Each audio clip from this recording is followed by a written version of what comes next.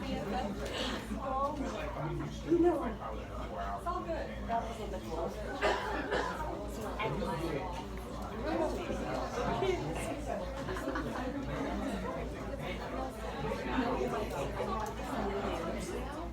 What?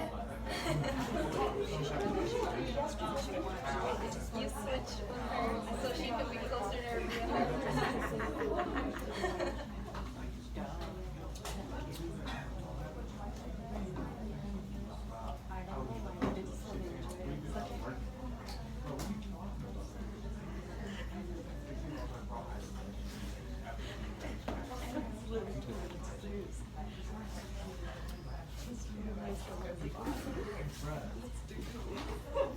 Makes no sense.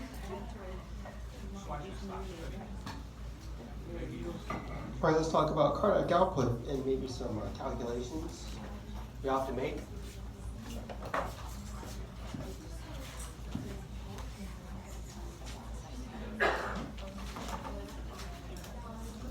In this part of the lecture, we'll talk about cardiac output,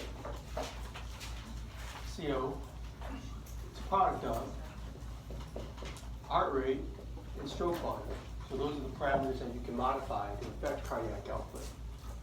Cardiac output typically is something like 5,000 ml per minute. So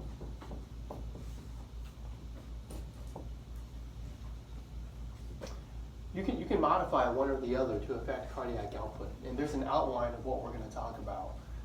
Mostly, we're going to talk about how you can modify stroke volume in this part of the lecture. Before the break, we talked about how you can modify heart rate. It's either the accelerator or the brakes. Okay, and that can affect cardiac output. If it's the accelerator, you increase cardiac output. If it's the brakes, you decrease cardiac output. And it's the same thing for stroke volume. They kind of go hand in hand. When your heart beats faster, it also beats harder. Then we'll also talk about the effects of endurance exercise on the heart. Okay, well, there's the equation. Heart rate is the number of beats per minute, and stroke volume is the amount pumped out by each beat. So it's given a heart rate of, let's say, right there.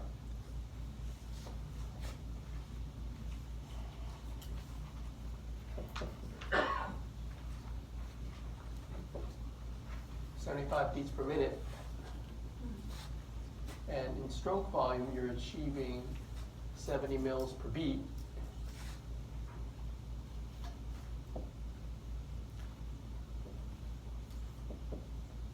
I think we're on number 4 on the half sheet.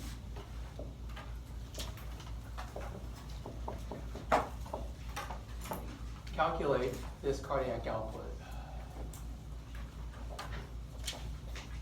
Be sure you have the right number and the right unit. So, give you a minute.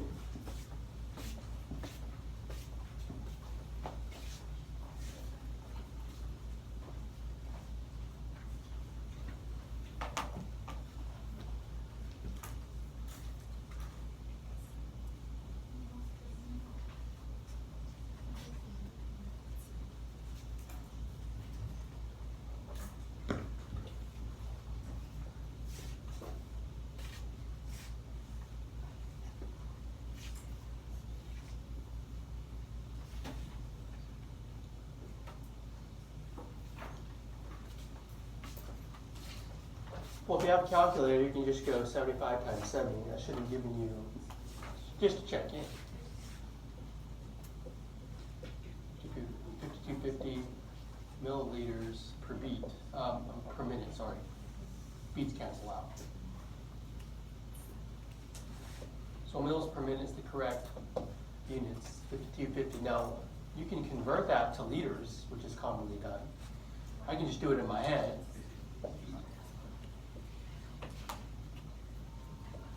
And that shouldn't throw you off if you go from mils to liters or back and forth. Doesn't matter. You're expected to know that. There are 1,000 milliliters in a liter. Okay. More things. Well, we already defined all of these things. The stroke volume, the end diastolic volume, and the end systolic volume. Given those data,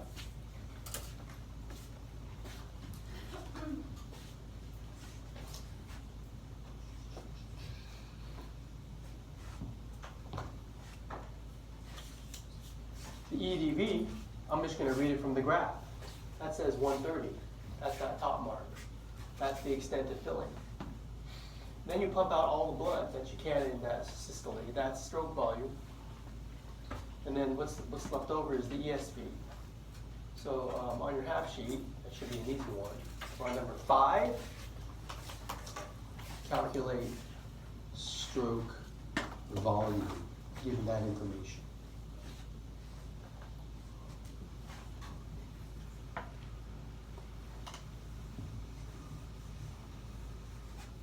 Number 5, calculate SV, stroke volume.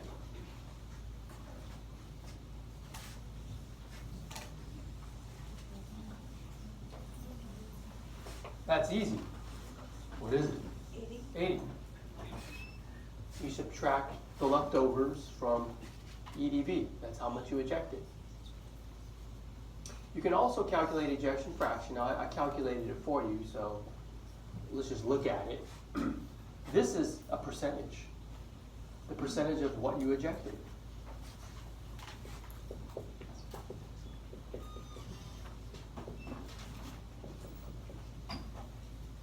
Percentage is always part of something versus the whole of something times 100. So in this context, our part is how much we ejected. That's the stroke volume. The whole is the amount of blood that was available to eject, the EDV, times 100. So given those numbers, you ejected 61.5%. That's how you would calculate it.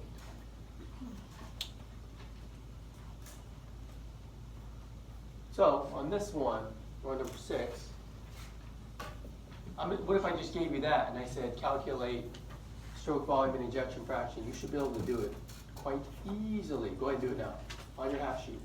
Number 6. Stroke volume. Be sure you always use units.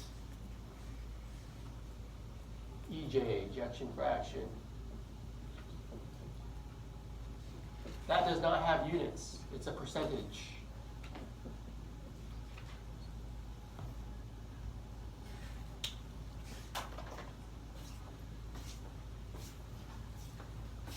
Can you say which one, what you're calculating? You're calculating stroke volume and ejection fraction.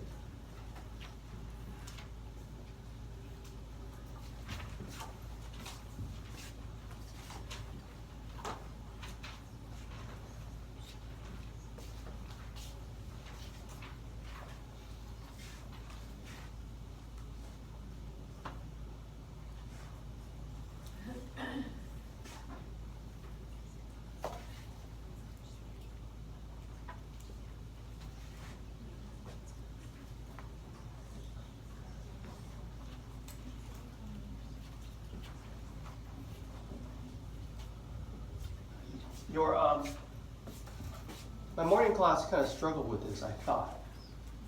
Is this easy? It's not easy? Oh, I thought it was easy. How do you calculate stroke volume? We just went over it.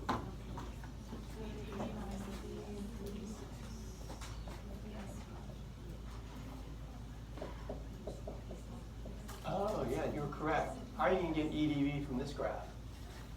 It's staring right at you. You just got to know where to look. On this graph, it is 120. Didn't you know that? I guess not. How come you didn't know that? Oh, man. Yeah, it says 120. It was the same figure. I was like, oh, okay. Well, they study this. I'm under this false impression that as soon as I teach it, you know it. I taught this figure. I taught from line segment from A to C is inflow. When we're at C, you're done filling, 120. What's your ESV? 50. Therefore, what's stroke volume? 70. 120 minus 50 is 70, right? Yeah. Oh, good. Now you got stroke volume. How are you going to calculate EJ? 70 divided by 120 times 100, 58.3. So now that you know how to do it, it should be easy. I pointed it out to you. Okay. So anyways, that's the math that you should be aware of.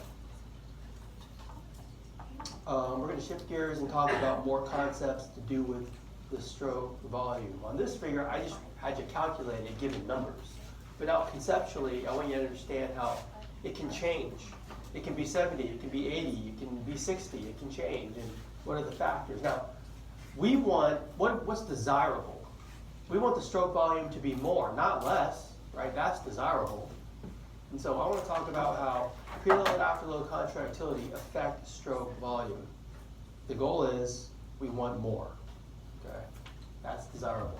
We already know that cardiac output, you can modify the heart rate and you can modify stroke volume, but you just multiply them together and that's your output. And so here are the concepts to know for stroke volume, how you modify it.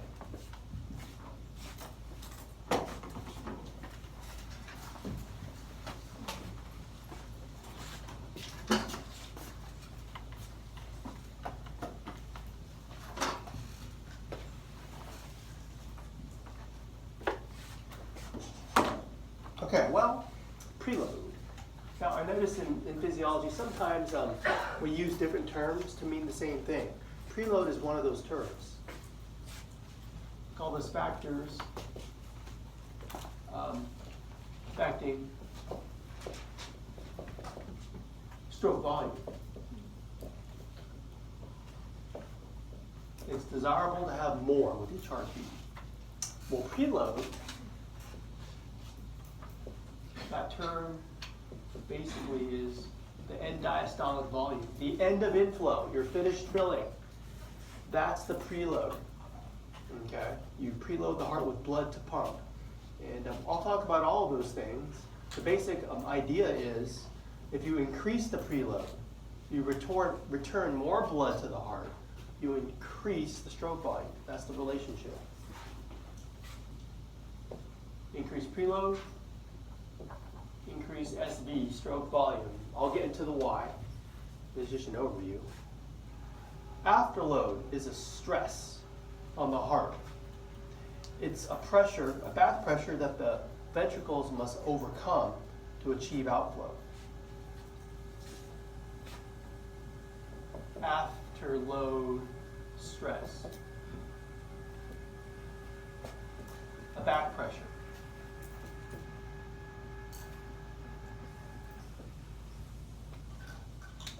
In your mind, picture the, say, aorta, or it could be the pulmonary trunk, depending on if you're talking about LV or RV. You got that vessel, and you have the semilunar valve at the base of the vessel there. And when the heart is in diastole, there's a big column of blood sitting on top of the valve. Let's color it in all red.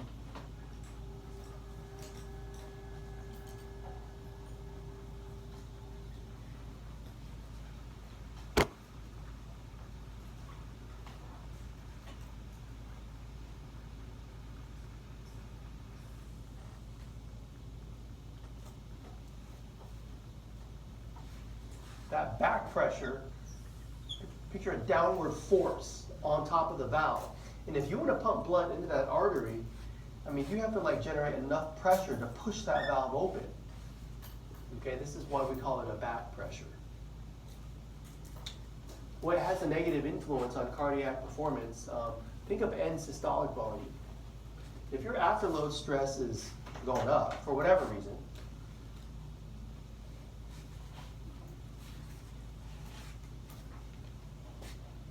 and you can't eject as much. So let's say the ESV goes up.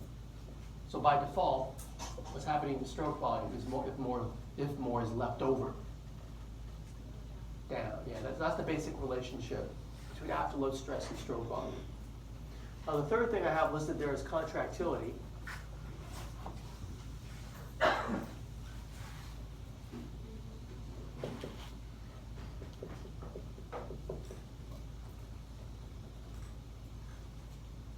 Now, contractility, what I had said prior about that term is, in skeletal muscle, you want to generate more force, you recruit more motor units.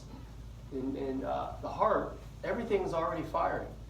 So to get more force, each individual cell has to contract harder. We call that contractility. And so, I think the basic idea is, it's easy to understand that if the heart is pumping harder, it's pumping out more with each stroke. Increased contractility, increased stroke volume, okay? So these are the factors affecting stroke volume. To unpack some of the details, starting with preload, I want you to know the Frank-Starling law of the heart.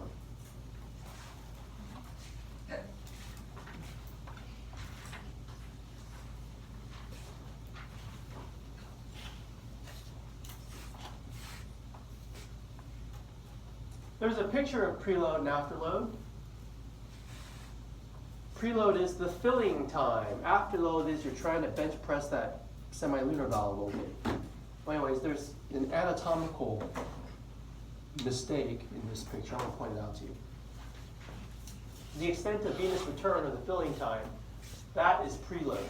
And when you do that, the key thing to understand is you're stretching the ventricular wall. You're filling the empty bag, the ventricle, with blood on the right and left side. So that when you go into systole, you pump, you squeeze that blood into the semilunar valve, so there's that back pressure, right? The thing that's incorrect is the AB valves are supposed to close and then it's shown closed, but everything else is correct. So for preload, I want you to think about venous return and filling time. The more the better.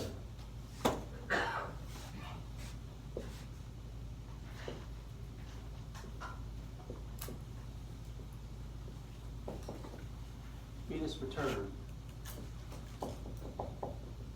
filling time. Let's say you up both of those. Increase venous return, increase filling time. You're increasing the filling, you're increasing the stretch. Increase stretch of what? The ventricular wall.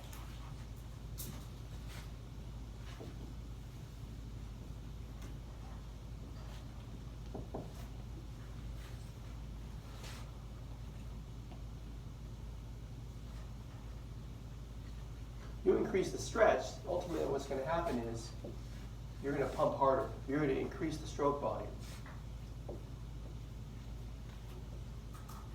You're going to pump harder to eject the increased amount of blood returned to the heart.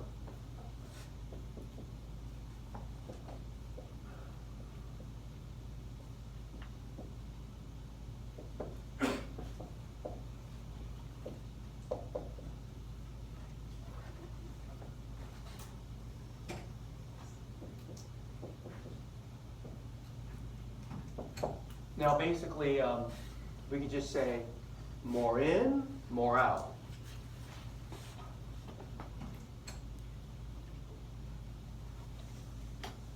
More in equals more out. You have to pump all the blood that's been returned to you if you're in the heart. So that's kind of what we're talking about here. This is the Frank-Starling law of the heart. That's the more in, more out. I'll put FS for Frank-Starling.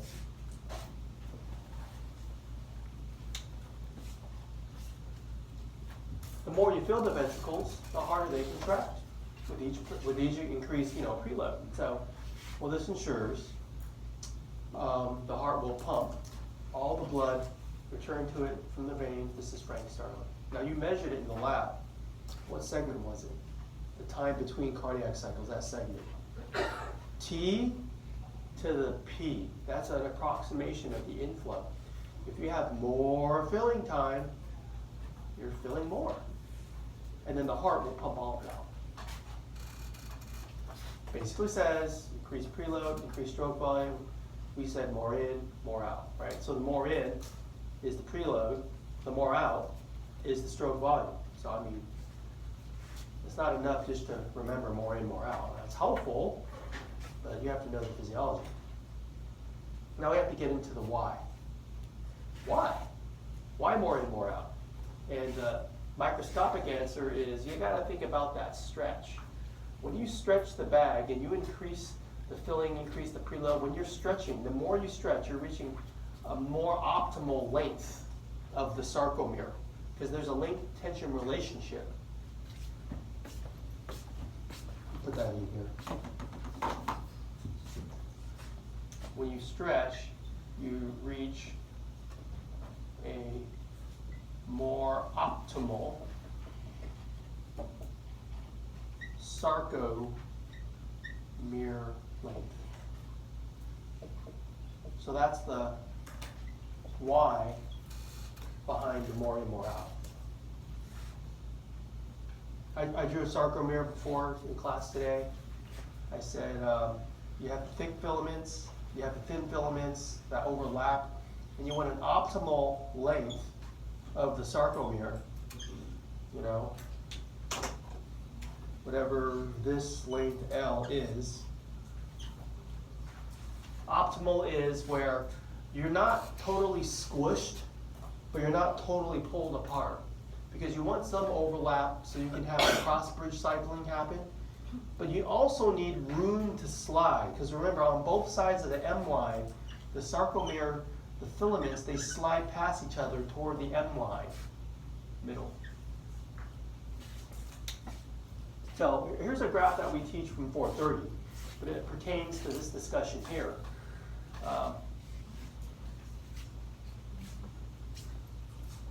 What we had taught back then was that, well, we want maximum tension. It's related to the sarcomere length. This is no good. Why? Because, well, you got plenty of overlap, but there's no room to slide. You're already squished together. You can't generate very much tension. So in the heart muscle, that's kind of like an empty bag. But as you begin to fill it and stretch it out, you start to go up this curve, you start to reach a more optimal length.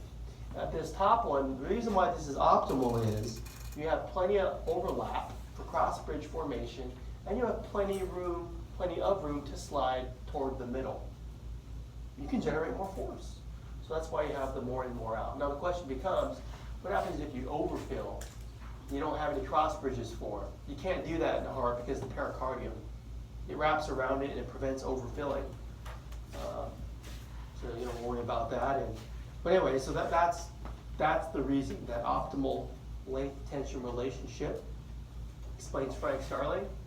With increased preload, the ventricles are stretched because they receive more blood. Now, this also ensures that equal cardiac output thing I mentioned before. So if you have a sudden increase in the RV, it's going to be matched by the LV. If the RV is putting out more, that blood is coming back to the LV, and the LV will match it because of Frank Starling. So that way they keep up with each other. Yeah, any questions on Frank Starling? More in, I think that's a pretty easy one to get, more in, more out. Okay, now what about this one, afterload stress? I remember my professor said, okay, oh, it's like a bench press. Is it? Yeah, that's a pretty good analogy. You gotta squeeze hard enough to push that blood forward. It's sitting on top of that back pressure. So you're just trying to overcome that. You squeeze hard enough, you press hard enough, you'll open that valve. Okay, that's the analogy that's given for this afterload stress. It's an impedance. It's a resistance to ventricular emptying. So this is the force that you got to fight with for whether it's RV or LV.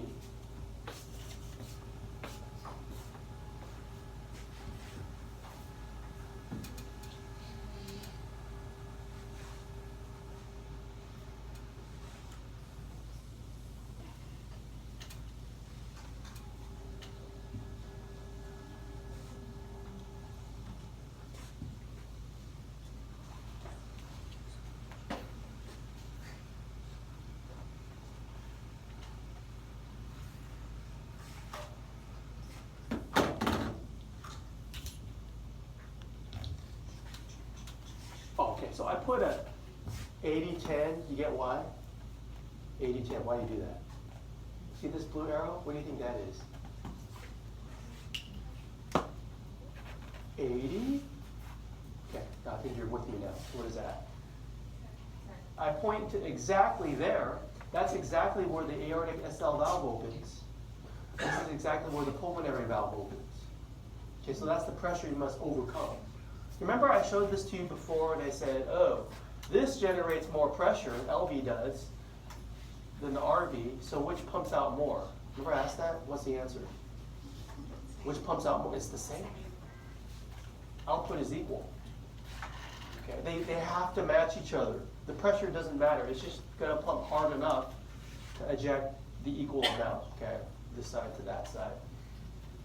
So that's literally the afterload stress. And, well, that can modify if afterload stress, increased afterload stress has a negative influence on performance, okay? Because it creates increased workload for the heart. So there's the relationship that we had already mentioned.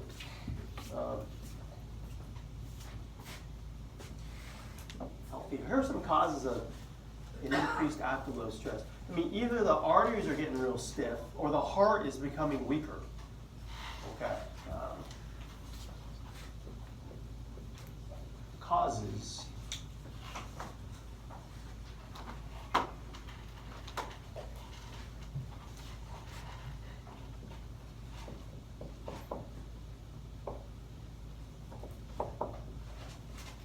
Causes of afterload stress, high blood pressure, increased BP. Now normal is like 120/80, but hypertension, usually most clinical documents will say greater than 140/90. So that means with each heartbeat you have to overcome higher pressure. So that's a stress.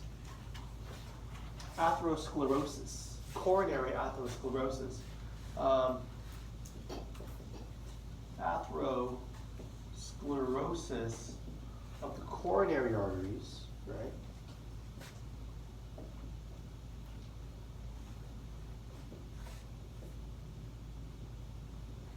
Means a hardening of the artery, it's a blockage.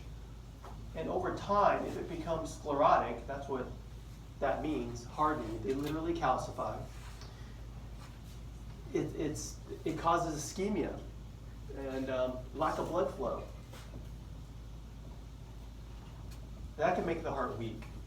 It could lead to a heart attack if that lesion or plaque inside the diseased artery, lesion, let's say it ruptures. And it causes a blood clot on the inside of the blood vessel. It's called a thrombosis.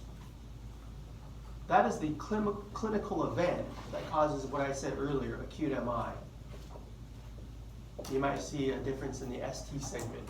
Okay, but that's kind of the progression there. Now, acute MI, obviously, that weakens the heart. It could be lethal. Okay, if it's small enough, you could survive.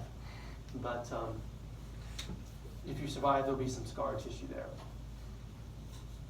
I only had one opportunity to feel heart attack. It was very, like, you held the sheep heart, right? And it's like steak. But imagine like a part of that was like, it was really airy. It was like spongy. It wasn't like solid meat. It was just spongy scar tissue. And that's what an infarct will leave, just scar tissue. You can't do anything. Well, anyways, I think it's easy to see why all of these are causes of congestive heart failure. All right, the last variable to discuss is the contractility. And this is the quality of ventricular performance, how hard the ventricles contract. And it's different from skeletal muscle, like I keep saying. For skeletal muscle, you just recruit more motor units, but for cardiac muscle, it's a functional syncytium. Therefore, all the fibers must contract harder on an individual basis. Now, there's only a few ways you can do this. So I list them here. The best way is from a lifestyle perspective is regular aerobic exercise. But in terms of what's going on at the cell level, let's think about these things.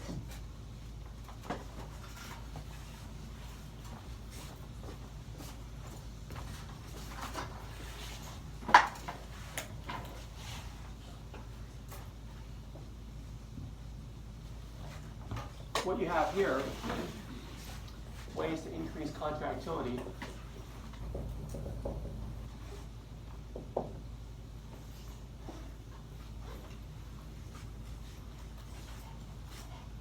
Spell it, contractility.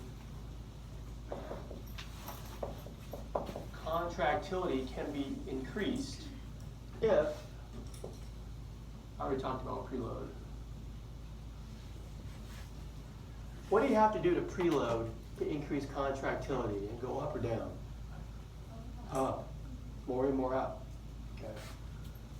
If you increase the preload, it's going to contract harder to eject all the blood that was returned to it by the veins. Okay. We talked about that. Number 2. Increase calcium intracellularly.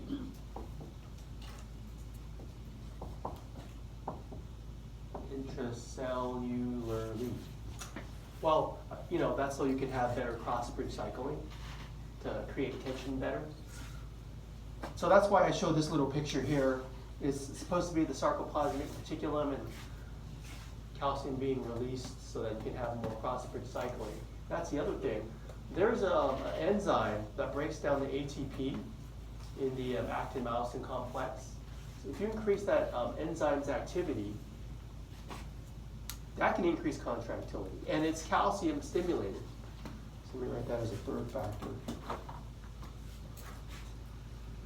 Increase the enzyme that breaks down ATP, ATPase, increase that activity as an enzyme. Number 4, the sympathetic, that'll increase epi-norepi.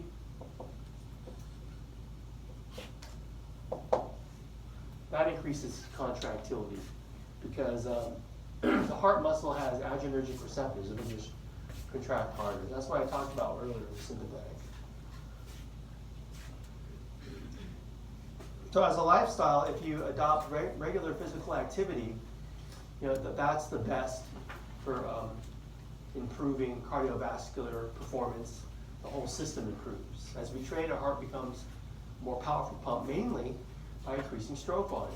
So the heart can do a much better job of getting blood to the working muscles.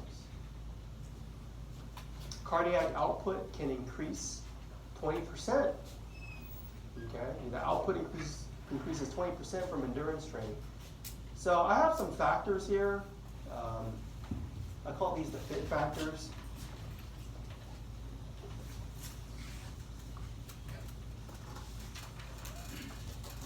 Which is an acronym, capital F-I-T-T-E. The F is frequency. This is the frequency of exercise, and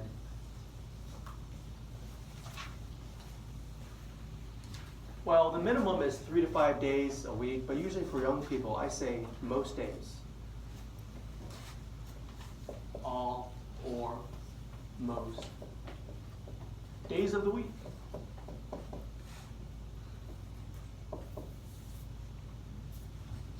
That's straight from the American College of Sports Medicine. Now, how many people actually really do that? Well, that's what we recommend, okay? That's the frequency, on or most days of the week for adults. The I's intensity.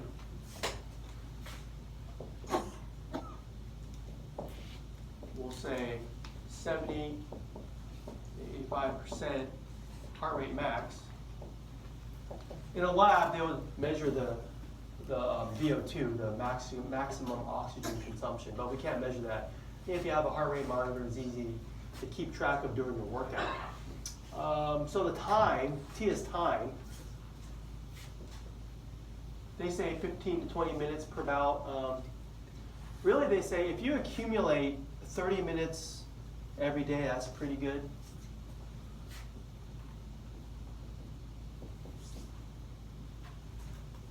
So you could do it all in one shot. You could even break it up. Okay, 15-15. But usually that's about the time it takes to see the beneficial effects. Type is the second P. You know, what is it? Is it treadmill? Is it jogging? Is it rowing? Is it whatever? It could be playing basketball. Now that technically is an exercise, it's physical activity because you have more of the start-stop thing, or playing tennis. But hey, you're out there, you're doing it. That's why I mentioned the last thing. It has to be something you enjoy.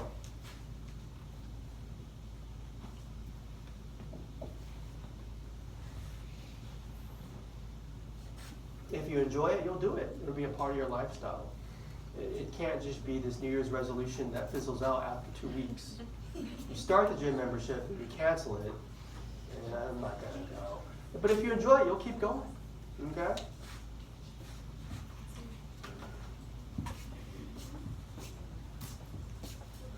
So that's the thing about exercise, and the beneficial effects can be seen.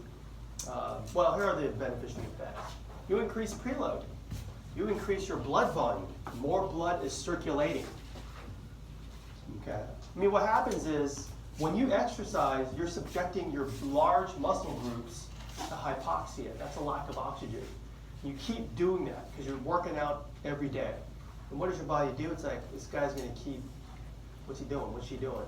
I got to make more blood. So the bone marrow puts out more blood. You increase your blood volume. That's good. Afterload.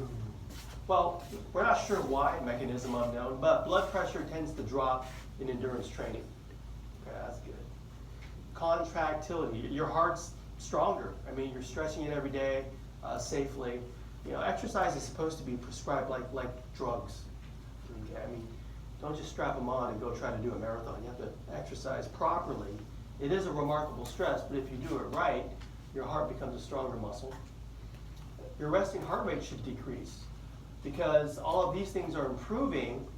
The heart rate doesn't have to be as high. So we see much lower heart rates in endurance athletes. Okay? And you measure resting heart rate in your subjects. And if your subject was younger, you tend to have lower resting heart rates. So for example, let's say you're on the couch, not training much. Let's think about this in terms of the cardiac output, determination. Untrained Jane Doe. Untrained college student Jane Doe. You know, in a lot of these kinesiology studies, they're conducted at universities, right? So who do you think they're grabbing to do the research? You guys, student volunteers. At one point, I was one of those. So it's all based on you. So don't try to like depersonalize it. This is you as a population directly. Let's say your basic metabolic needs, 5,000 ml per minute. That's what your body needs. That's what your heart has to put out to meet the metabolic needs of untrained person. So to meet that, let's say you're at stroke volume 70 mil per beat. So that means you got to beat at a rate of close to 71.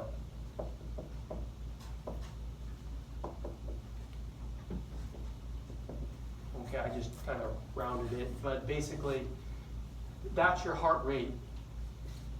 If that's what you can do if you're untrained. And if you see the beneficial effects from training after a few weeks, few months, is say you have a jump in stroke volume. Your metabolic needs should not change. Metabolic needs are based on your body weight. How much blood has to be pumped to your tissues. It would increase if you gained weight.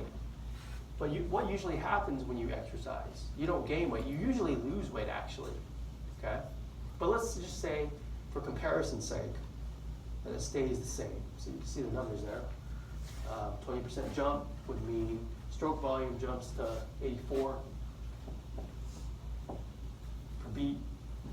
So just to meet that need, same need, if not less,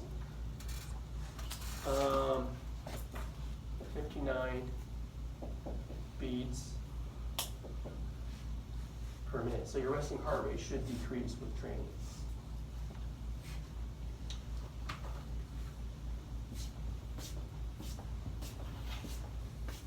The guy I jog with in the mornings, he's lost 25 pounds in the past couple of months. You think he's faster or slower on our runs? He's way faster. Think how how many bags of rice is 25 pounds? That's a lot of weight. And I'm having a tough time keeping up with it. But anyways, training, you'll see the difference. Your heart rate will go down, you'll feel better.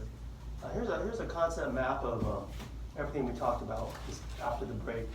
Preload, that's Venus return. I'm just going over what you might not understand. FS, what is that? Frank? Starting? Yeah, that's the guy. Okay, this one, SNS, is sympathetic nervous system. Well, anyways, conceptually that's it. I want to talk about lecture exam 3.